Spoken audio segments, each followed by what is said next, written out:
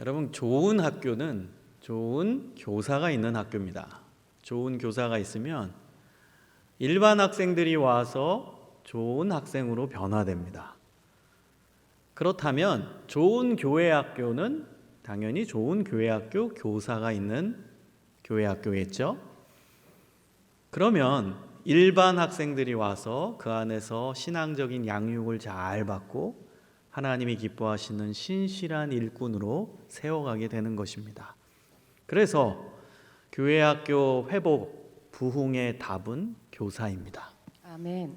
여러분, 교사가 자기 자신이 누군지를 정확히 알 때 그 교사는 바른 교사가 되는 거예요.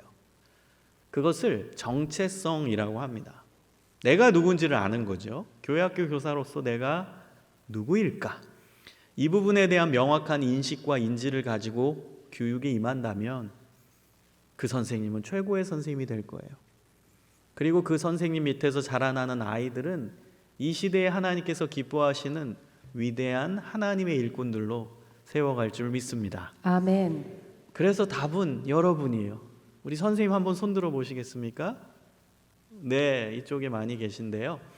자, 여러분, 근데 한 가지 염두에 줄 점이 있습니다. 오늘 저는 교사에게 포커스 맞춰서 말씀을 전할 거예요. 교사 헌신 예배니까. 그러나 나머지 우리 성도님들도 남의 이야기로 들으면 안 된다라는 거. 교사에게만 해당되겠거니 생각하시면 안 된다라는 것입니다. 오늘 말씀을 들으면 왜 그런지 아실 것입니다. 자, 교사는 누구입니까? 교사 정체성에 대한 이야기를 나누겠습니다. 교사는 목자입니다. 교사는 목자여야 합니다. 여러분, 요한복음 10장 11절에서 13절을 보면은 예수님께서 목자에 대해서 이야기를 나누십니다. 좋은 목자도 말씀하시고 나쁜 목자도 말씀하십니다. 여러분, 우리는 아이들에게 좋은 목자여야 됩니다. 우리는 아이들에게 선한 목자여야 됩니다. 이유는 예수님이 우리의 좋은 목자이시기 때문입니다. 아멘. 여러분, 기독교 신앙은 예수님을 닮는 겁니다. 예수님이 우리의 최고의 좋은 목자시잖아요. 그러니까 우리도 동일하게 우리 아이들, 자녀들에게 좋은 목자가 되어야 하는 것입니다. 여러분, 예수님은 이 땅에 사시면서 공생의 사역을 감당하실 때 본인이 삶의 모범, 모델을 보이십니다. 그 말은 우리도 그렇게 살라는 거예요. 대표적인 이제 내용이 요한복음 13장에 보면 예수님이 제자들의 발을 씻어주시죠. 왜 씻어주셨죠? 마지막 이벤트로? 제자들을 사랑해서? 아닙니다. 요한복음 13장에 보면 내가 너희들의 발을 씻어준 것처럼 너희도 서로 발을 씻어주어라. 이것을 위하여 내가 본을 보였노라. 이것이 예수님이 제자들의 발을 씻어주신 이유입니다. 본을 보이신 거예요. 모범을 보이신 겁니다. 그럼 제자들의 역할과 의무는 무엇이죠? 예수님과 똑같이 다른 사람의 발을 씻어주는 거예요. 이게 기독교 신앙입니다. 근데 우리는 예수님이 내 발을 씻어주셨다. 너무 좋아요. 너무 행복해요. 은혜 받았어요. 여기서 머무른다고요. 그게 아닙니다. 예수님이 내 발을 씻어주셔서 행복하고 감사하고 아멘이 나오는 것만큼 우리도 똑같이 예수님처럼 다른 사람의 발을 씻어주는 게 우리의 의무와 책임입니다. 이게 기독교 신앙이에요. 여러분, 오늘 본문에서 이제 예수님 말씀이거든요. 예수님이 목자에 대해서 말씀하셨는데 그 첫 번째 의미는 예수님이신 본인이 최고의 목자고 우리가 양이라는 거예요. 내가 너희들에게 진짜 좋은 목자니까 너희도 동일하게 너희가 섬기는 대상에게 목자가 되어라. 이 예수님의 의도십니다. 여러분, 좋은 목자가 우리의 목표인데요. 좋은 목자는 어떤 목자인지 10장 11절을 보시기 바랍니다. 10장 11절에 보면 나는 선한 목자라. 선한 목자는 양들을 위하여 목숨을 버리거니와. 좋은 목자가 선한 목자이죠. 좋은 목자의 특징은 양들을 위해서 목숨을 버립니다. 좀 더 정확하게 얘기하면요, 여러분, 이 양은요, 그 동물원에 있는 양 말고요, 방목하는 양들이 있어요. 저기 호주, 뉴질랜드, 그리고 저기 중동 지역, 이스라엘, 이라크, 그 다음에 이집트, 요르단 이 지역에 가면은 방목하는 양들이 있습니다. 그 방목하는 양들의 특징은 혼자서 할 수 있는 일이 아무것도 없다고 해요. 여러분, 이 양은요, 배가 고프잖아요? 그러면 할 수 있는 게 우는 것밖에 없어요. 울면은 목자가 나타나서 양에게 먹을 것을 줍니다. 그러면 양은 만족하게 되겠죠? 이 양이 목이 마릅니다. 그럼 할 줄 아는 건 우는 것밖에 없어요. 그럼 목자가 달려가서 양에게 마실 물을 주면, 그러면 양은 만족하고 살아가게 되죠. 해가 떨어져서 저 멀리서 늑대 울음소리가 들려요. 그러면 이 양은 너무너무 무서워서 사시나무 떨듯이 떨게 됩니다. 그리고 울어요. 그럼 목자가 달려가서 양을 안아주고 쓰다듬어주고, 걱정하지 마, 내가 목자의 지팡이로 너를 끝까지 지켜낼 거야. 늑대가 쳐들어오면 내가 목숨이 다하는 날까지 너를 지켜낼 거야. 여러분, 좋은 목자의 조건은 항상 양 옆에 있는 목자입니다. 아멘. 목숨이 다하는 날까지 양 옆에 있는 거예요. 내가 늑대랑 싸우다가 죽는 한이 있더라도 양 옆에 있어주는 거예요. 그게 최고의 목자입니다. 최고의 목자는 같이 있는 것, 동행입니다. 함께 하는 것, 그게 최고의 목자입니다. 여러분, 반면에 나쁜 목자를 오늘 성경에서는 삭군이라는 용어에 담았습니다. 삭군, 원래 의미는 돈 받고 일하는 목자라는 뜻입니다. 삭군은 돈 받고 일하는 목자예요. 어떤 의미겠어요? 내 만족과 이익을 위해서 이 목자 일을 하고 있는 거예요. 돌려 얘기하면 나한테 만족이 되지 않고 나한테 이득이 안 되면 이 목자 일을 안 합니다. 그게 삭군이에요. 12절을 보세요. 12절에 보면은 삭군은 목자입니까? 아닙니까? 12절에 삭군은 목자가 아니요. 여러분, 삭군은 목자가 아니에요. 그래서 목자라는 이 고귀한 칭호는 좋은 목자에게만 붙여질 수 있어요. 나쁜 목자라는 말 자체가 성립이 안 돼요. 왜? 나쁜 목자는 없으니까. 삭군은 목자가 아니래잖아요. 그러니까 목자라는 이 칭호는 좋은 목자에게만 붙여질 수 있는 겁니다. 여러분, 삭군은요, 먹을 게 하나밖에 없어요. 근데 내가 배고프잖아요. 양도 배고파요. 양이 울어요. 자기 달라고. 근데 내가 배고프면요, 자기 뱃속에 들어가요. 목자 뱃속에 들어가요. 그게 삭군이에요. 내가 배고프니까 내가 먹어야지. 마실 물이 있는데 하나밖에 없어. 물 한 통밖에 없어. 양도 목마르고 나도 목말라. 그럼 누구 입에 갈까요? 목자 입에 갑니다. 그게 삭군입니다. 늑대 울음소리가 들려서 양은 울고 있는데 계산하겠죠? 내가 만약에 저 늑대랑 싸우다가 다치거나 죽으면 어떻게? 안 되지. 집으로 도망갑니다. 이게 삭군이에요. 자기 필요할 때만 양을 찾는 거예요. 자기한테 이득이 될 때만 양을 찾는 거예요. 여러분, 그게 삭군이에요. 제가 지금 여러분 동물학 강의를 하고 있는 걸까요? 지금 목자는 누구라는 거예요? 여러분, 교회학교 교사. 그리고 여기 대부분 섬기는 자리에 있는 분들이실 거예요. 뭐 구역장, 권찰, 선교회 임원들, 여러분이 맡고 섬기는 대상을 생각해 보세요. 여러분은 목자고 그 섬기는 대상들이 양입니다. 그 관계에서 생각을 해보셔야 되는 겁니다. 여러분은 좋은 목자입니까? 아니면 삭군입니까? 여러분, 삭군이 막 뿔 달리고 막 이렇게 무섭게 생기고 막 정말 저 사람이 무슨 교사야, 이런 사람만 삭군이 아닙니다. 은연중에 좋은 목자였다가 삭군으로 바뀔 수도 있는 거예요. 은연중에 삭군이 될 수도 있는 겁니다. 제가 몇 달 전에 어느 교회에서 강의를 마치고 선생님들과 대화를 나눴어요. 그 선생님들과 대화를 나누는데 어떤 선생님이 이렇게 이야기합니다. 저는 주일날 아이들과 만나는 게 너무 좋아요. 이렇게 이야기를 하는 거예요. 그래서 굉장히 기뻤어요. 와, 선생님이 이렇게 표현을 하시네. 너무 좋다고, 애들 만나는 게. 그래서 제가 이런 질문을 던졌습니다. 왜 그렇게 애들을 만나는 게 좋으세요? 그랬더니 이 선생님이 답을 이렇게 합니다.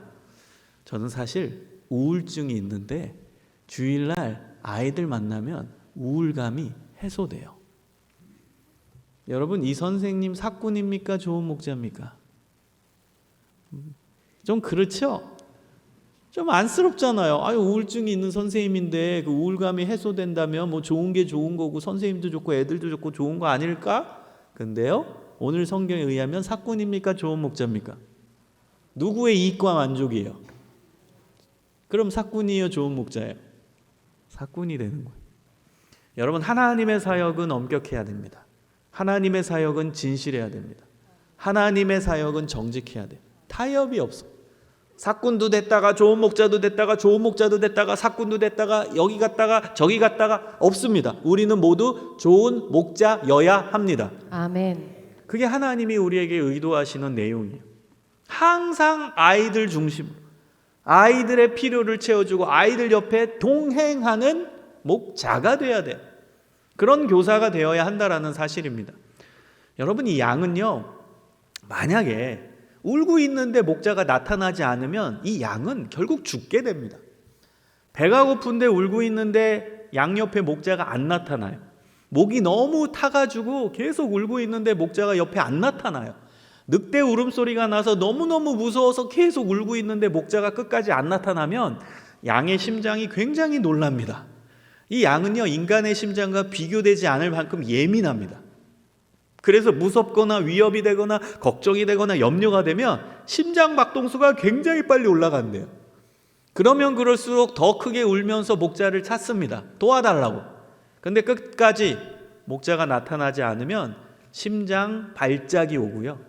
심장 발작이 지속되다가 결국 심장 마비로 죽게 될 수도 있답니다. 그래서 양옆에는 무조건 누가 있어야 돼요? 목자가 있어야 되는 거예요. 여러분, 아이들 옆에 항상 같이 있습니까? 그 아이들과 동행하고 있습니까? 아이들을 품어주고 있습니까? 아이들이 필요하고 선생님 찾을 때 나타나십니까? 아이들이 외롭고 눈물 흘리고 고독하고 괴로울 때 그 아이들 위해 뜨겁게 기도하고 계십니까? 그게 동행입니다. 여러분, 동행의 전제는요, 사랑이거든요. 사랑해야 동행하고 싶은 거예요. 사랑하면 함께하고 싶은 거예요. 사랑하는 사람이랑요, 밥 먹고 놀고 차 마시고 싶은 거예요. 반대로 사랑하지 않으면 함께하는 게 지옥과 같죠. 사랑하지 않은 사람과 함께한다? 괴롭죠. 여러분, 만약에 회사에서 직장 상사랑 이제 전주역에서 KTX를 타고 서울에 출장 가야 된다. 둘이 출장 갔다 와야 된다. 불편한 직장 상사랑. 하고 싶어요? 하기 싫어요? 하기 싫죠. 왜요? 사랑하지 않고 정말 불편한 사람이니까. 같이 하는 거, 동행이 괴로운 거예요. 여러분, 동행의 전제는 사랑입니다. 사랑하면 동행하고 싶고 진짜 동행은 사랑해야 이루어지는 거예요. 자, 그렇다면 교회 학교 아이들 사랑하시냐는 거죠. 애들과 진짜 동행하는 게 자연스럽게 나오시려면 그 핵심은 사랑이에요. 근데 여러분, 설교 듣기 전에도 사랑 모르는 사람 없거든요. 교회 오면 사랑 제일 많이 얘기하는 게 사랑이고, 교회 학교 아이들 보면 사랑한다 정말 많이 얘기합니다. 저도 교회 학교 아이들 볼 때마다 사랑한다 오전에도 제가 어느 교회 가서 사랑한다 표현했어요. 사랑 우리 너무 많이 얘기합니다. 근데 어느 날 제가 집에서 곰곰이 생각해 봤어요. 나도 사랑 타령 정말 많이 하는데, 교회 학교 아이들 사랑한다고 이야기하는데, 과연 하나님이 기뻐하시는 사랑의 깊이와 정도와 강도와 넓이가 어느 정도 되어야 할까? 그걸 고민했어요. 말로는 사랑한다 너무 잘 얘기하는데 과연 그 사랑의 깊이와 정도와 넓이와 강도가 어느 정도 되어야 할까? 제가 말씀에서 찾은 답은요, 친자녀입니다. 친자녀. 여러분, 교회 학교 교사가 아이들을 사랑할 때 그 사랑의 정도가 어느 정도라고요? 친자녀입니다. 제가 성경에서 찾은 답이에요. 제가 성경 구절을 찾기 전에 먼저 한 비유를 들어볼게요. 제 딸이 초등학교 6학년 때 집에 오는 시각을 봤더니 한 2시면 집에 오더라고요. 여러분이 지금 초등학교 6학년 딸을 둔 부모라고 가정해 봅시다. 자, 2시면 집에 와야 되는데 지금 2시 반이 됐는데 아직도 집에 안 옵니다. 부모로서 여러분 어떻게 하실래요? 전화하겠죠. 한 번만 하실래요? 두 번만 하실래요? 받을 때까지 하실래요? 자, 전화를 받을 때까지 하는데 안 받습니다. 전화 거는 동안 시간은 흘러서 3시가 됐네요. 여전히 우리 딸은 집에 오지 않습니다. 어떻게 하실래요? 찾아 나가겠죠. 자, 이곳저곳 다닐 겁니다. 학교 앞에도 가고 피자 가게도 가고 뭐 떡볶이 집에도 가고 애 선생님도 만나고 얘 어디 있는지 얘 친구들 찾아가면서 얘 어디 있는지 헤맬 겁니다. 자, 그러는 사이에 시간은 흘러서 4시가 됐습니다. 여전히 우리 딸은 집에 오지 않습니다. 어떡하실래요? 신고? 벌써? 네, 신고하신답니다. 네, 경찰에 신고한다. 네. 지금 2시면 집에 와야 되는데 지금 4시가 됐네. 2시간 지났습니다. 근데 엄마 아빠는 신고한다로 얘기해요. 여러분, 경찰에 신고하는 게 큰 일입니까? 작은 일입니까? 그럼 아이가 2시에 와야 되는데 4시가 됐다. 2시간 흐른 것이 큰 일이에요? 작은 일이에요? 큰 일이라는 거예요. 누구 입장에서? 부모 입장에서는 큰 일이에요. 여러분, 왜 그렇죠? 사랑하니까. 친자녀니까. 걔는 내 인생에서 가장 소중한 존재니까. 얘는 절대 잃어버리면 안 되는 존재니까. 내가 최고로 여기는 사랑의 대상이니까. 그게 친자녀니까라는 이 문구 안에 다 담겨 있는 의미겠죠. 그래서 뛰쳐나갑니다. 여러분, 사랑하면 가만히 있지 못하게 만들어요. 사랑하면 뛰쳐나가게 만듭니다. 사랑하면 움직이게 만듭니다. 예수님의 잃은 양 비유 아시죠? 여기 99마리 양은 잘 있는데 한 마리 양이 도망갔어요. 그럼 목자는 그 한 마리 양을 찾아 헤매는 거예요. 상식적으로 이성이 작동하는 목자라면 99마리 양 잘 지키는 게 현명한 일입니다. 그 한 마리 양을 찾겠다고 뛰어나갔다가 이 99마리 양들이 배고프거나 목마르거나 그러면서 목자를 찾는데 목자가 나타나지 않으면 결국 잘못되면 어떻게 된다고요? 심장마비로 죽는다죠. 그럼 얘네들 99마리 양들이 배고프다가 우리 목자 왜 안 오지? 울다가 일로 가볼까 절로 가보자. 그래서 동서남북 흩어져요. 그러다가 끝까지 울다가 심장이 놀래서 심장마비로 죽는 양들이 나타날 수 있고, 또 헤매다가 또 잃어버리는 양이 나타날 수도 있고. 그래서 이성이 발동하고 판단이 작동한다라면 이 목자는 뛰쳐나가면 안 되고 99마리 양을 잘 지키는 게 맞아요. 그런데 그 순간에 목자에게는 잘 있는 99마리 양이 안 보이는 거예요. 잃어버린 한 마리 양만 보이는 거예요. 그래서 그 양만 바라보고 뛰쳐나가는 거예요. 여러분, 이게 사랑입니다. 지금 이 상황에서는 잃어버린 그 한 마리 양만 보이는 거예요. 걔도 내가 사랑하는 양인데, 내 자식인데 뛰쳐나가는 거예요. 얘 어디 있지? 얘 헤매고 있을 텐데, 얘 죽으면 어떡해? 내가 나가야 돼. 이성이 작동하기 전에 몸이 반응하고 마음이 반응합니다. 그게 사랑. 계산하지 않아요. 그냥 뛰쳐나갑니다. 그게 사랑입니다. 여러분, 똑같은 현상을 한번 다른 각도로 한번 살펴볼까요? 어느 날 전화가 왔어요. 그런데 전화번호를 봤더니 긴가민가해. 이 사람이 내가 3년 전에 아파트 반상회에서 만난 그 아주머니인가? 그때 번호 저장한 것 같은데 그분인가? 하고 받았는데 맞았어요. 그러더니 그분이 이렇게 얘기하는 거예요. 큰일 났어요. 누구 어머님 우리 예전에 한번 봤죠? 예, 기억납니다. 큰일 났어요. 아니 무슨 일인데요? 차분히 말씀하세요. 우리 딸이 2시면 집에 와야 되는데 지금 4시가 됐거든요. 아직도 집에 오지 않아요. 어떻게 된 일일까요? 진짜 큰일 난 거 아니에요? 어떻게 해야 돼요? 저는 진짜 미칠 것 같아요. 여러분, 그 전화를 받았다라고 가정해 봅시다. 뭐라고 답을 하실래요? 똑같이 여러분도 그럴래요? 큰일 났네요. 정말 큰일 났네요. 빨리 경찰에 신고하고 저도 뛰쳐나갈게요. 요즘이 어느 시대인데 이거 유괴된 거 아닌가 몰라요. 정말 큰일이 난 것 같아요. 빨리 나가세요. 저도 뛰어나갈게요. 이렇게 반응할까요? 너무나 차분하게 이성적 판단이 작동하면서 아이고 어머님, 아이고 이해했어요. 근데 요즘 애들은요, 엄마 아빠 전화 받기 싫어서 무음으로 해놓을 때가 많대요. 그러니까 조금만 집에서 기다리세요. 아이고 어머니, 요즘 애들은 PC방 가서요 게임 음악을 크게 해놔서 엄마 아빠가 전화 아무리 해도 몰라요. 애들 때는 그럴 때가 있어요. 좀 우리가 이해해 줘야 돼요. 그러니까 조금만 기다리면 얘는 집에 옵니다. 저녁 때 되잖아요. 배고파서 집에 와요. 그러니까 조금만 기다리세요. 여러분, 어떻게 답을 하실래요? 전자입니까? 후자입니까? 전자로 막 난리 나가지고 와 뛰쳐나가야 돼요. 경찰에 신고하세요. 이럴래요? 아닐걸요? 다 후자일걸요? 너무나 차분하게 조언을 해드릴걸요.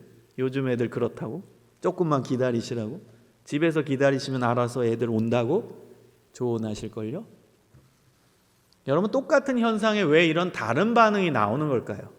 그 차이점은 사랑하고 안 하고의 차이점이에요. 사랑하면 가만히 있을 수 없어요. 사랑하면 몸이 반응해서 뛰쳐나가는 거예요. 근데 사랑하지 않으면 가만히 있는 거예요. 별 관심이 없는 거예요. 옆집 건너 반상회에서 만난 아주머니 내가 별로 관심도 안 가져요. 그 아주머니의 딸 몰라요. 사랑하지도 않아요. 그러니까 내가 자녀에게 그런 일이 일어났을 때 반응과 완전히 다른 반응이 나오는 겁니다. 교회학교 선생님들이 아이들을 사랑할 때 친자녀라고 말씀드린 이유를 성경에서 찾아볼게요.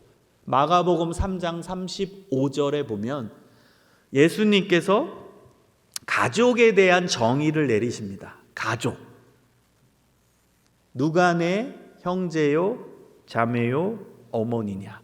누구든지 하나님의 뜻대로 행하는 자가 내 형제요, 자매요, 어머니니라. 누가 내 가족이냐는 거예요. 예수님의 사전에서 가족은 혈연관계가 아니라 하나님의 뜻대로 행하는 자가 가족이라는 거예요. 예수님의 사전에서 가족은 혈연관계로 구성된 가족이 아니고요. 예수님을 믿는 자들. 여러분, 성경에서 하나님의 뜻대로 행하는 게 바로 예수님을 믿는 겁니다. 예수님을 믿는 자들이 가족이라는 거예요. 여러분, 진짜 신앙의 깊은 세계가 열리고 싶으세요? 그러면 혈연관계를 뛰어넘어야 돼요. 진짜 하나님이 기뻐하시는 그 순수한 삶, 그 열정의 삶, 그 예수님다운 삶을 살기를 원하세요? 그러면 혈연관계를 사실은 뛰어넘어야 됩니다. 근데 우리는 아직도 너무 우리 가족, 내 가족 너무 혈연관계로 치우쳐져 있어요. 예수님은요, 한 번도 가족 개념을 설명할 때 혈연관계로 설명하지 않으세요. 누구든지 하나님의 뜻대로 행하는 자가 내 형제요, 자매요, 어머니니라. 예수 믿는 것이 하나님의 뜻대로 행하는 거예요. 예수 믿는 자들이 내 가족, 그 가족 개념이 친가족 개념입니다. 여러분, 이 땅에서는 혈연관계로 가족관계가 구성되지요. 김집사님 가정, 이집사님 가정, 오건사님 가정, 최목사님 가정, 혈연관계로 구성되는데 천국에 가면 그 혈연관계의 고리가 다 풀려요. 예수 안에서 모두가 다 가족이 되는 사회가 천국이에요. 천국에 가면은 다 예수 믿는 자들이 온 거잖아요. 하나님의 뜻대로 예수님을 믿은 자들이 온 곳이 천국이에요. 그래서 천국에 가면 천국의 구성원 모두가 다 나의 친가족이 되는 거예요.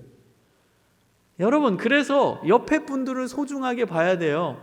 한번 보세요. 옆에 분들 너무나 귀한 분들이잖아요. 우리 같은 전주 산돌교회 귀한 하나님의 백성들. 자, 옆에 분들 하나님의 뜻대로 예수님을 믿습니까? 천국 갈 분들이에요? 그럼 옆에 분은 나의 누구입니까? 강조합시다. 친가족입니다. 한번 따라해 보겠습니다. 옆에 분 보시면서 왜 이렇게 친가족끼리 부끄러워하세요? 자, 이렇게 좀 쳐다보시고 고백을 하는 겁니다. 우리는 친가족입니다. 우리는 영원히 볼 사이입니다.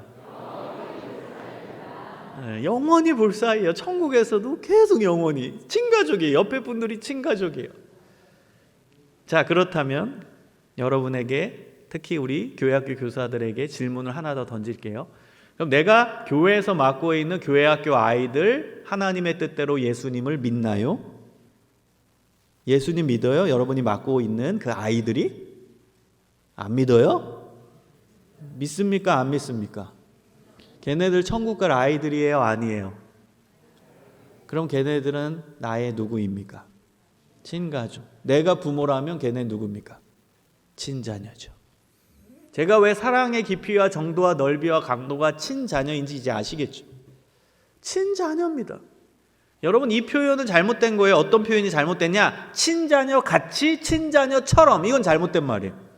예를 들어 오늘 설교 예배 마치고 나서 집에 돌아가서 여러분 딸 아들한테, 자, 오늘 결심했어. 너희들 이제부터 내가 친아들처럼 사랑할게. 친딸처럼 사랑할게. 맞아요? 틀려요? 아니, 친아들 친딸한테 친아들같이 친딸같이 잘못된 말이죠. 그래서 교회학교 아이들한테 이제부터 너희를 친아들처럼 친딸처럼 사랑할 겐 틀린 말이에요. 왜? 걔네들이 그냥 친자녀입니다. 집에 있는 애도 친자녀, 교회 학교에 있는 애도 친자녀입니다. 제가 성경에서 근거를 댔잖아요. 예수님이 말씀하신 친가족 개념. 그러니까 이제부터는요, 교회 학교에서 내가 만나는 애들을 그냥 친자녀로 받아들이는 거예요. 여러분, 친자녀로 받아들이는, 그게 여러분이 해야 되는 역할이자 의무이자 책임이에요. 쉬운 얘기 아니에요. 오늘 저는 엄청난 도전의 과제를 여러분한테 드린 거예요. 교회 학교 아이들을 친자녀로 받아들이는 게 쉬운 일일까요? 무지하게 어려운 일이죠. 집에 있는 애도 사랑하기 힘든데 교회에 있는 애를 친자녀로 받아들인다? 제가 어마어마한 도전 과제를 여러분에게 드린 겁니다. 말씀 안에서. 저도 나름대로 굉장히 노력하는 부분이에요. 기도도 많이 해요. 하나님, 집에 있는 제 아이와 교회 학교에 있는 아이와 구분하지 않게 하소서. 똑같이 제 친자녀입니다. 친자녀로 저는 받아들이기 위해서 나름 엄청 기도하고 노력합니다. 사람이 의식적으로는요, 집에 있는 애들한테 잘하게 돼요. 그렇죠? 내 핏줄이니까. 그래서 저는 의식적으로는 교회 학교에 있는 애들한테 더 잘해주려고 엄청 노력해요. 무의식적으로는 집에 있는 애한테 잘하게 돼요. 내 핏줄이니까. 그래서 의식적으로는 더 교회 학교에 있는 아이들한테 더 잘해주려고 선물도 갖다 주고 칭찬도 더 많이 하고 좋은 이야기도 더 많이 하고 더 용서해주고 더 안아주고, 그 의식적 노력을 여러분 많이 해야 돼요. 그래야 균형이 잡혀요. 집에 있는 애, 걔도 친자녀고 교회에 있는 애, 걔도 친자녀죠. 그럼 균형이 맞춰야 되죠. 그러니까 무의식은 얘네한테 잘 가요. 집에 있는 애한테 잘해줘. 그러니까 의식적으로는 교회 학교에 있는 애들한테 더 잘해주는 거예요. 그래야 균형이 맞아져요. 저는 학교 사역으로 바빠요. 근데도 외부 사역을 제일 많이 하는 교수일 거예요. 저희 학교에서. 정말 많이 합니다. 다 제 시간 내고 에너지 쓰고 돈 내고 그런 사회봉사하는 게 많아요. 제가 연구소도 하는 게 있고요. 학교 연구소 말고 밖에 연구소도 하고 NGO 대표도 하고요. 선교단체도 하는 게 있고요. 굉장히 바쁘게 뛰어다녀요. 이유는 뭐냐? 저는 한국교회에 있는 모든 다음 세대를 제 친자녀로 생각해요. 그래서 걔네들 만나려고 여러 개 하는 거예요. 다 다음 세대 만나는 사역이에요. 계속 만납니다. 방학 때는 계속 다음 세대 아이들 가운데 있고 계속 만나요. 왜? 걔네들을 친자녀로 품고 걔네들 필요한 거 채워주려고. 진로 프로그램이 필요하면 그거 만들어서 하고, 캠프가 필요하면 캠프 만들어서 하고, 용돈 주겠다고 장학회 만들고 별의별 거 다 합니다. 제가 뭐 잘하고 있다라고 자랑하는 게 아니라 저는 말씀 앞에서 예수님 말씀하신 건 조금이라도 지키기 위한 제 의식적 노력을 하는 거예요. 한국교회에 있는 애들 제가 친자녀로 진짜 받아들이기 위한 제 의식적 노력입니다. 여러분도 여러분의 교회에서 만나는 다음 세대 아이들을 다 친자녀로 받아들이시기를 소망합니다. 아멘.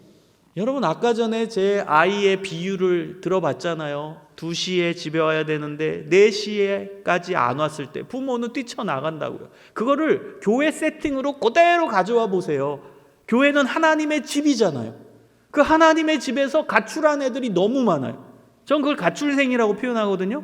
코로나로 인해 가출했고, 무슨 이유로 인해 가출했고, 코로나 전까지는 교회 오다가 코로나 이후부터 안 나오는 3년 가출생이 있고, 2년 가출생이 있고, 1년 가출생이 있고, 최근까지 잘 나오다가 안 나오는 한 달 가출생, 2주 가출생이 있어요. 맞죠? 여러분 교회도 있죠? 부모는 2시간만 지나도 뛰쳐나가고 경찰에 신고합니다. 근데 2주 가출생, 3주 가출생? 어떻게 생각하세요? 에이, 뭐 우리 교회만 가출생 있나? 다른 교회도 있지. 코로나인데 뭐 어쩌겠어. 여러분 이렇게 말씀하실래요? 그건 마치 아까 비유해서 우리 집에도 가출했는데 옆에 집에는 1년 가출했대. 우리 집에는 한 달 가출했는데 옆에 집은 1년 가출했대. 좀 우리 애가 더 낫네. 이거와 똑같은 거예요. 옆에 교회도 가출생 많대. 우리 교회 어쩔 수 없잖아. 그거는 집으로 비유해 보세요. 우리 애도 집에 안 들어왔는데 옆에 집에는 더 오래 안 들어왔으면 그거 갖고 안심하고 안위하는 것과 똑같죠. 그런 부모가 어디 있겠어요. 조금 있으면 올 거예요. 우리 애들 뭐 코로나 이제 거의 완화됐으니까 이제 올 겁니다. 그거는 집에서 에휴 우리 애요. 에휴 뭐 2시간밖에 안 지났는데요. 뭐 한 3시간째 집에 오겠죠. 뭐 저녁 때 되면 올 겁니다. 그건 무슨 비유인 줄 아세요? 교회로 바꾸면 이벤트 하면 올 겁니다. 조금 있으면 뭐 프로그램 부활주일 날 이벤트 하면 얘네들 교회 올 겁니다. 이거와 똑같아요. 저녁 때 올 겁니다. 이따가 밥 먹는 이벤트 하면 올 겁니다. 여러분, 그런 부모가 어디 있겠습니까? 부모는 그냥 뛰쳐나가지. 어떻게 기다려요? 2시간도 못 기다리는 게 부모인데. 여러분, 진짜 친부모로 교회 학교 아이들을 받아들인다? 쉬운 얘기 아니에요. 쉽지 않다라는 걸 말씀드리는 거예요. 여러분, 쉽지 않아요. 진짜 사랑을 정말 그 안에서 뜨겁게 해야만 가능한 일이거든요. 그래서 여러분, 오늘부터 진짜 진심으로 기도하고 노력하세요. 하나님, 교회 학교에 있는 애들을 제가 진짜 친자녀로 받아들이게 하소서.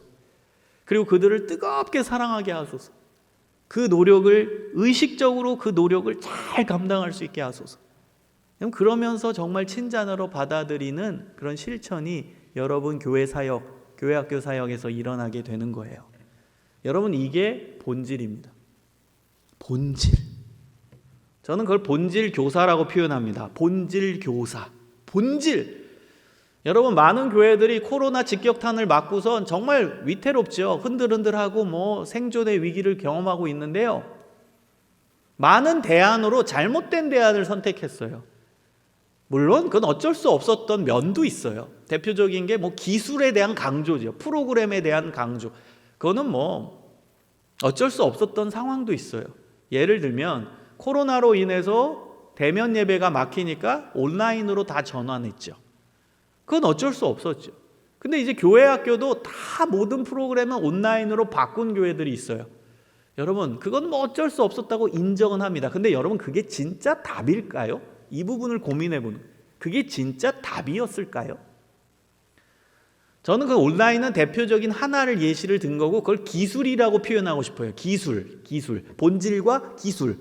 여러분, 기술이 교회 학교 회복의 답일까요? 여러분, 진짜 답은요, 변함없어야 답이거든요. 맞죠? 변함없어야 그게 답이에요. 2000년 전에도 답이어야 그게 답인 거고, 3000년 전에도 답이어야 그게 답인 거고, 2023년도에도 그게 답이어야 답인 거예요.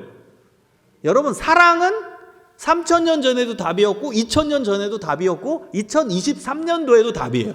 그래서 이게 답이라는 거예요. 근데 기술은 여러분, 10년 전에 어떤 그 교회 학교에 유행했던 프로그램과 기술이 있었다 지금 도입하면 될까요? 절대 안 먹힙니다. 지금 우리 뭐 메타버스 얘기하고 몇 개 하는 거 있는데 온라인으로, 그거 여러분 2, 3년 후만 돼 보십시오. 다 못 씁니다. 여러분, 그게 정답이 아니란 뜻입니다. 정답은 바뀌지 않는 게 정답이에요.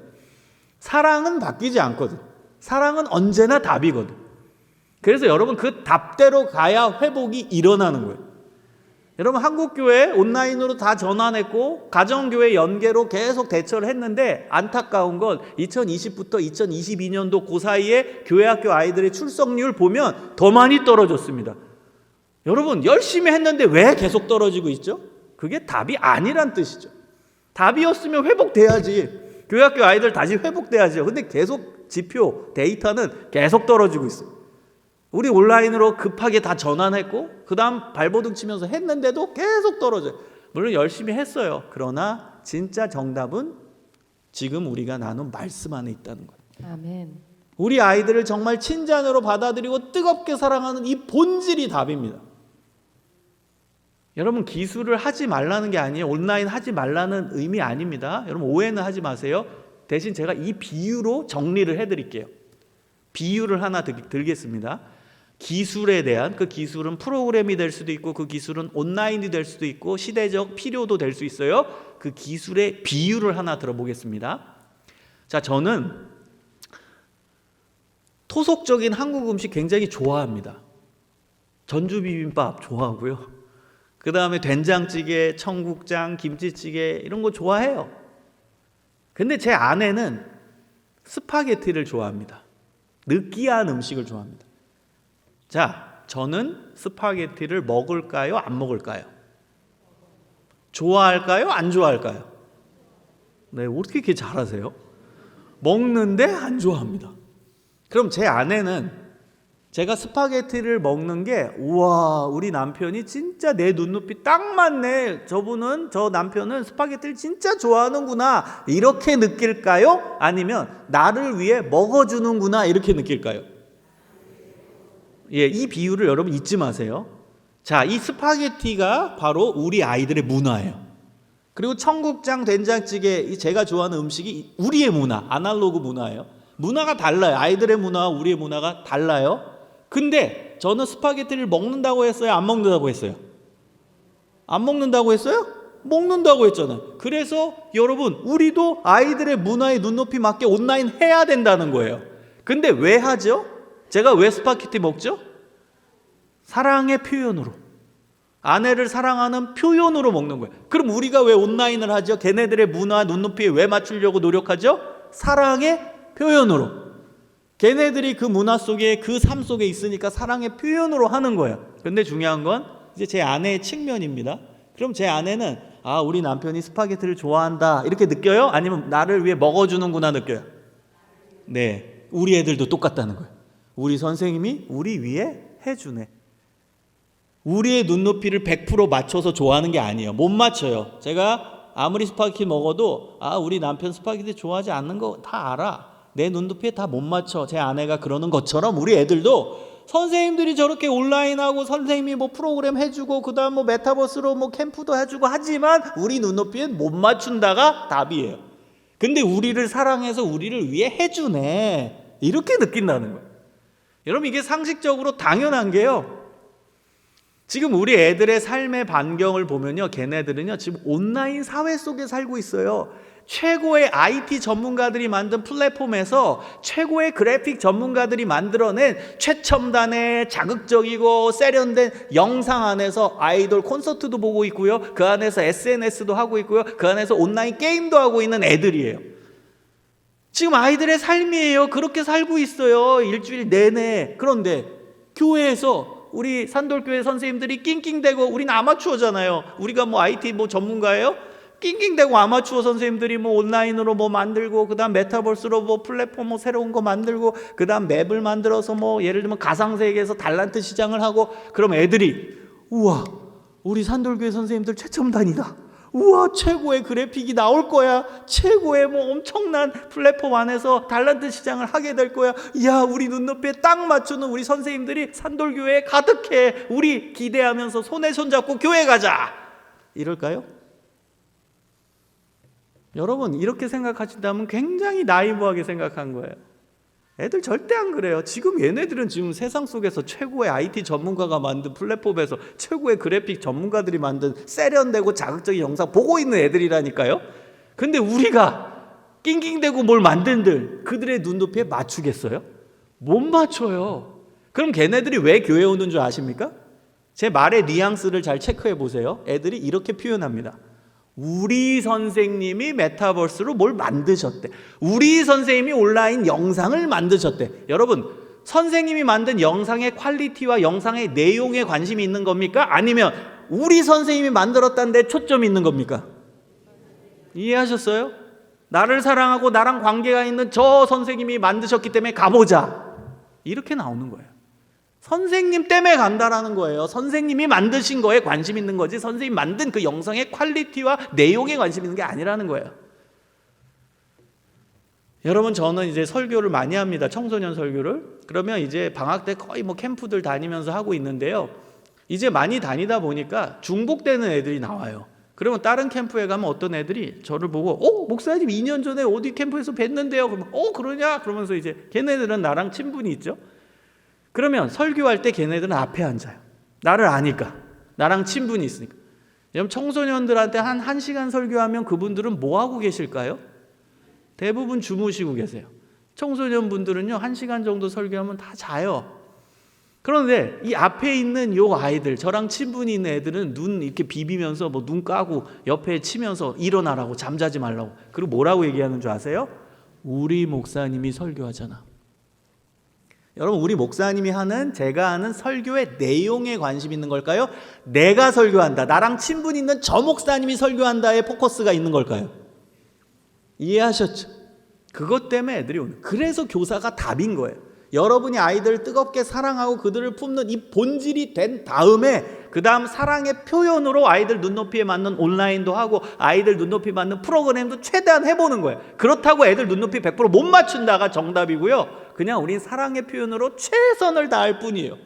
그럼 걔네들이 그냥 고마워해 주는 거예요. 우리 선생님이 만드셨네. 우리 학교, 우리 교회 학교에 그 좋은 선생님들이 영상 만드셨네. 그래서 한번 봐보자. 이렇게 나오는 거예요. 사랑하는 여러분, 본질을 회복하십시오. 아멘. 아이들을 친자녀로 받아들이는 게 본질이고 그들을 뜨겁게 사랑하는 게 본질입니다. 여러분, 본질을 강조했을 때는요, 나이가 중요하지 않습니다. 나이가 안 중요해요. 교사 나이 안 중요합니다. 여러분 모두 교사가 돼야 돼요. 여기 앉아 계신 분들도 교사 지원 많이 하십시오. 교사 다 할 수 있어요. 왜? 핵심과 정답은 본질이니까. 여러분, 본질에 있어서는요, 나이가 안 중요합니다. 사랑이 본질이고 친자녀로 받아들이는 게 본질이잖아요. 그거는요, 나이와 관계없어요. 20대 대학생 선생님이 아이들을 더 뜨겁게 사랑할지, 50대 선생님이 더 아이들을 뜨겁게 사랑할지, 80대 선생님이 아이들을 더 뜨겁게 사랑할지 몰라요. 그런 면에서 공평합니다. 맞죠? 여러분, 만약에 기술, 온라인 이런 게 우선이라면 20대 선생님이 훨씬 유리합니다. 그럼 나이 들면 은퇴하는 게 맞아요. 기술이 먼저라면. 근데 기술은 정답이 아니라고 했잖아요. 본질이 정답이지. 사랑이라는 본질은요, 20대 선생님이 잘할 수도 있고 80대 선생님이 더 잘할 수 있고, 그건 공평해요. 그래서 어느 연령대나 다 교사할 수 있어요. 또 어떤 연령대든 교사해야 되는 중요한 이유가 뭐냐면, 아까 우리 고백했잖아요. 옆 사람 다 우리 가족이라고 했죠. 하나님의 집에 우리 모두 가족이에요. 다 예수 믿으니까. 그럼 우리 아이들 입장에서는 형, 언니, 오빠 역할을 할 교사도 필요하고, 이모, 삼촌 역할을 할 교사가 필요하고, 엄마, 아빠 역할을 할 교사도 필요하고, 할머니, 할아버지 역할을 할 교사가 필요해요. 그게 가족이죠. 그게 가족이잖아요. 대가족. 그래서 모든 연령대 가족이 다 필요해요. 선생님이 다 필요하다는 거예요. 그리고 여러분, 가족이 은퇴가 있어요?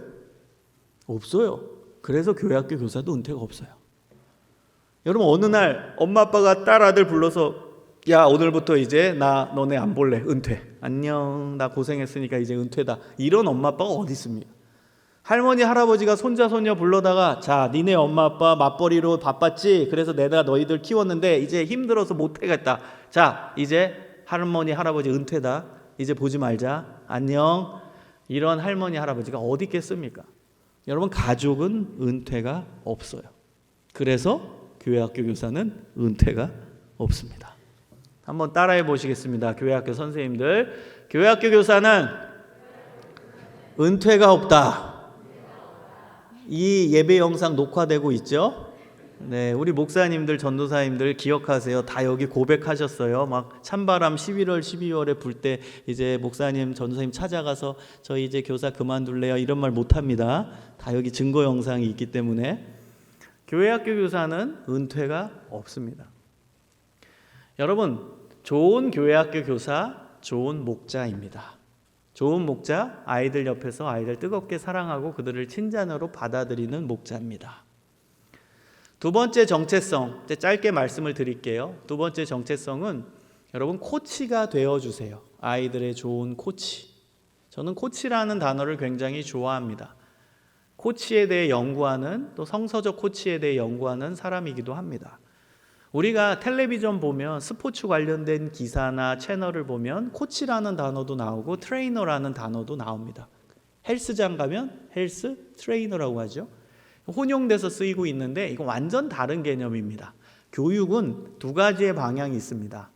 첫 번째 방향은 트레이닝으로서의 교육이 있고, 두 번째 방향은 코칭으로서의 교육이 있습니다. 코칭을 하는 사람을 코치라고 하고요, 트레이닝을 하는 사람을 트레이너라고 합니다. 자, 먼저 트레이너를 볼게요. 이 단어가 트레인에서 왔습니다. 제가 오늘 기차 타고 왔거든요. 트레인이 기차입니다. 여러분, 제가 예를 들어서 6시에 기차를 타야 되는데 조금 늦어서 6시 1분에 도착하면 기차는 저를 기다리고 있나요? 이미 출발했나요? 돌아오라고 해도 돌아와요? 안 돌아와요? 안 돌아옵니다. 주도권이 기차에게 있나요? 손님에게 있나요? 기차에게 있습니다. 여러분, 이 기차가 교사고 손님이 아이들, 이 비유를 한 거예요. 그래서 트레이닝으로서의 교육은 교사 중심의 교육입니다. 교사가 이끄는 거예요. 야, 따라와. 그러면 학생은 따라가야 돼. 나 오늘 이거 가르칠 테니까 너넨 무조건 들어. 그럼 들어야 돼. 숙제 이만큼 내줄 거니까 무조건 해와. 그럼 해와야 돼. 교사 주도의 교육이 트레이닝입니다. 과거의 전통적 교육이죠.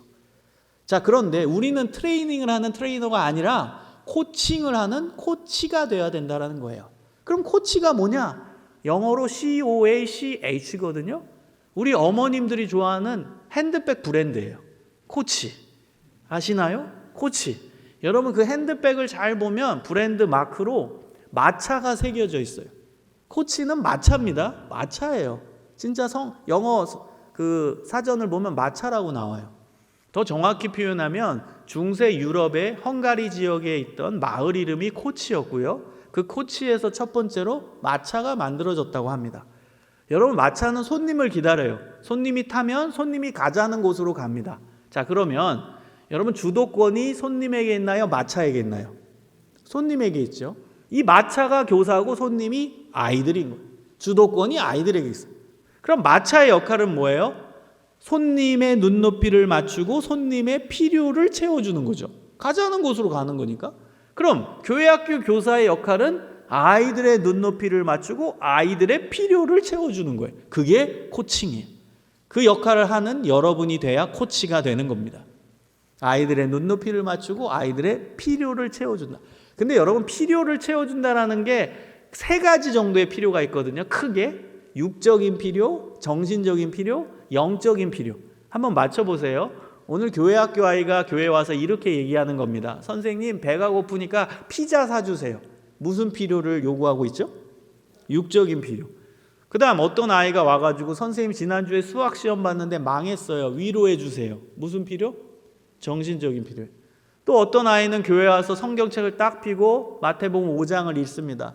그리고 나서 얘기합니다. 선생님 이 마태복음 5장 뭔 소리인지 하나도 모르겠어요. 설명해 주세요. 무슨 필요? 영적인 필요. 그럼 교회학교 교사는 이 육적인 필요, 정신적인 필요, 영적인 필요를 다 채워줄 수 있어야 돼요. 그리고 이 코치 역할을 잘 감당하시려면 6가지의 큰 역할들을 하셔야 되거든요. 골고루 균형 있게 외우시면 좋겠어요. 간단하니까. 첫 번째는 교사 역할입니다. 교사 역할은 정보를 전달하고 훈육하는 역할을 하는 거예요. 말씀의 내용, 말씀의 정보를 잘 전달하고 잘못된 길로 갈 때는 돌아오게 하는 역할, 훈육이죠. 그게 교사의 역할입니다. 자, 뭐라고요? 정보 전달, 그 다음 훈육. 이게 교사의 역할이에요. 그 다음 코치 역할 두 번째는 모범자입니다. 모범을 보이는 거예요. 여러분 아이들의 기도의 모범, 말씀의 모범, 예배의 모범을 보이는 거예요. 그때 아이들이 내 모습 보고 따라하는 거예요. 예배 열심히 보고 찬양 열심히 하고 기도 열심히 하고 성경 열심히 보는 아이들이 돼요. 누가 열심히 할 때? 내가, 교회학교 교사가. 내가 모범자가 되는 거예요. 그래서 모범자 역할을 하는 거예요. 자, 세 번째는 지원자인데요. 여러분이 잘하는 거예요. 지원자는 선물 주는 거예요. 카카오톡 기프티콘도 주고 피자도 사주고 작은 선물 프로그램 할 때 주기도 하고 수련회 가면 캠프 하면은 또 선물 주고. 지원자는 선물 주는 역할. 자, 네 번째는 상담자입니다. 상담자는 이야기를 잘 듣는 거예요. 애들의 인생의 이야기, 고민의 이야기, 어려운 이야기를 듣는 역할. 다섯 번째는 친구. 친구는 노는 거예요. 함께 아이들이 좋아하는 음악도 듣고 아이들이 좋아하는 영상도 같이 보고 아이들이 좋아하는 떡볶이 집에 가서 떡볶이도 같이 먹고 아이들이 좋아하는 영화도 같이 보고 친구로서 역할을 하는 거예요. 마지막 여섯 번째는 선배. 내가 아이들의 인생의 선배로 다가가는 거예요. 아이들과 나와의 관계를 보면 사실 인생의 선후배 관계죠. 나도 초등학교 시절이 있었고 중학교 시절이 있었고 고등학교 시절이 있었잖아요. 내가 아이들의 인생의 선배입니다. 그 선배로 다가가는 거예요. 선배로 다가가는 좋은 팁은요, 뭐냐면 내가 만나는 아이들 나이대에 선생님이 내가 경험한 예화 일화를 꺼내는 거예요. 만약에 중3짜리가 막 머리 쥐어짜고 선생님 지난주에 수학시험 봤는데 망했어요. 그러면 선생님도 본인이 중3 즈음에 시험 성적 떨어졌을 그 경험을 얘기해 주면 최고인 거예요. 그게 선배로 다가가는 거예요. 아, 들어보니까 힘들겠네. 근데 선생님도 생각해 보니까 중3 때인가 그때 수학시험을 봤는데 망했어. 답안이 밀렸어. 너는 60점 받았지만 난 그때 20점 받았어. 그래서 진짜 엄마한테 혼났어. 여러분 이런 얘기를 하는 게 이제 선배로 다가가는 거예요. 여러분 6가지 역할을 골고루 잘할 때 좋은 코치가 되는 거예요. 외우셨죠? 첫 번째 무슨 역할?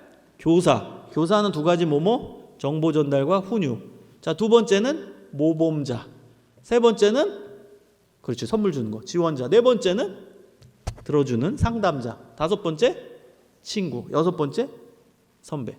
자, 여기 계신 모든 분들도 다 해당돼요. 여러분이 섬기는 영역을 생각해 보세요. 구역장, 권찰, 선교회 임원 있죠? 구역장으로 한번 가정해 봅시다.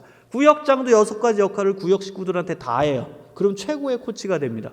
구역장 교사예요. 하나님 말씀도 가르치고 구역 식구 중에 잘못된 길로 가는 사람 돌아오게 해야 돼요. 두 번째, 모범 보여야 돼요. 기도의 모범, 말씀의 모범, 예배 모범 여러분이 구역 식구들한테 보여야 돼요. 자, 세 번째, 지원자. 여러분도 구역 식구들한테 이벤트에서 선물도 줄 수 있고 카카오톡 기프티콘도 줄 수 있죠. 자, 네 번째, 상담자. 여러분 구역 식구들 이야기 듣고 고민의 이야기, 어려운 이야기 들어야죠. 그게 좋은 구역장이죠. 다섯 번째, 친구. 구역 식구들과 때로는 멋진 카페에도 가서 차도 마시고 또 재미있는 영화 나오면 영화도 같이 보고 이게 친구로 역할을 한 거예요. 마지막 여섯 번째, 선배. 대부분 구역장은 구역 식구보다 나이가 많잖아요. 그러니까 인생의 선배로서 조언해 줄 수 있죠. 우리 구역 식구들 중에 이제 갓난아기를 키운다. 나는 우리 자녀가 벌써 대학교 넘었는데 그러면 내가 내 인생의 경험을 얘기해 줄 수 있겠죠. 아이고 지금 갓난아기라서 잠도 안 자죠. 아 저희 아들도 그랬어요 그만할 때. 근데 그때 이렇게 하니까 애가 좀 잠을 잘 잡니다. 이렇게 한번 해보시면 좋겠어요. 조언해 줄 수 있죠. 이게 인생의 선배로 다가가는 겁니다. 여러분 이 코치 역할을 잘 감당해야 되는 이유가 뭐냐면 우리 예수님이 우리의 좋은 코치셨기 때문이에요. 빌립보서 2장 6절에서 8절을 보면 예수님의 성육신 사건에 대한 해석이 나오거든요. 전지전능하신 하나님, 모든 권능을 가진 하나님이 이 낮고 낮은 땅에 인간의 눈높이를 맞추시기 위해 오셨어요. 인간의 눈높이를 왜 맞추시죠? 인류를 구원하시기 위해, 인류를 하나님께로 인도하기 위해서 이 땅에 인간의 눈높이를 맞추고 오셨어요. 근데 모든 인간을 품으시기 위해서 인간 아래 종의 모습을 갖고 오셨어요. 그 당시엔 종의 제도가 있었잖아요. 그래서 인간 중에 가장 낮고 연약한 사람들의 모습으로 오셨다는 거예요. 왜요? 모든 인간을 다 품으시기 위한 눈높이 교육이셨어요. 여러분 아까 제가 코칭에 대해서 설명했죠? 아이의 눈높이를 맞춘다. 예수님이 우리 인간의 눈높이를 맞췄어요. 그리고 예수님은 우리의 필요를 채워주셨는데요. 아까 얘기한 육적인, 정신적인, 영적인 필요를 예수님이 다 채워주셨어요. 갈릴리 지역의 가난한 자들에게 먹을 거 주시고 아픈 사람 고치시면서 육적인 필요 채워주셨죠. 정신적으로 힘들고 어려운 사람들 위로하시면서 정신적 필요를 채워주셨죠. 하나님 말씀을 가르치고 율법을 재해석하시면서 영적인 필요를 채워주셨죠. 그리고 예수님은 6가지 우리 방금 외운 역할도 다 하셨죠. 하나님 말씀 가르치시는 교사, 잘못된 길로 갈 때는 돌아오게 하는 교사셨죠. 예수님 모범자였죠. 기도의 모범, 삶의 모습, 인격의 모범을 보이셨죠. 세 번째, 예수님 우리 선물 주시는 분이에요. 기도하면 우리의 기도 들어주시고 필요한 거 채워주시는 지원자셨죠. 그 다음 예수님은 상담자셨죠. 여러분 예수님과 성령님의 공통된 별명이 하나 있어요. 그게 뭐냐? 보혜사예요. 요한복음 14장에 예수님이 말씀하십니다. 내가 또 다른 보혜사를 너희에게 보내리니. 예수님이 보혜사고 나와 똑같은 또 다른 보혜사를 보내겠다. 그분이 누구예요? 성령님이죠. 예수님도 보혜사, 성령님도 보혜사. 보혜사가 헬라어 단어로 파라클레토스입니다. 번역하면 상담자. 다섯 번째, 요한복음 15장 15절에 예수님이 말씀하십니다. 너희는 나의 친구라. 여섯 번째, 예수님은 우리 인생의 고난의 선배셨어요. 그분의 인생 전체가 고난이셨고 그리고 십자가에서 인간이 느끼는 최악의 고통을 경험하심으로 우리가 삶에서 경험하는 모든 고난을 공감하시는 고난의 선배십니다. 여러분 예수님 최고의 코치 맞죠? 그래서 우리가 예수님처럼 우리 아이들에게 코치가 되어야 하는 것입니다.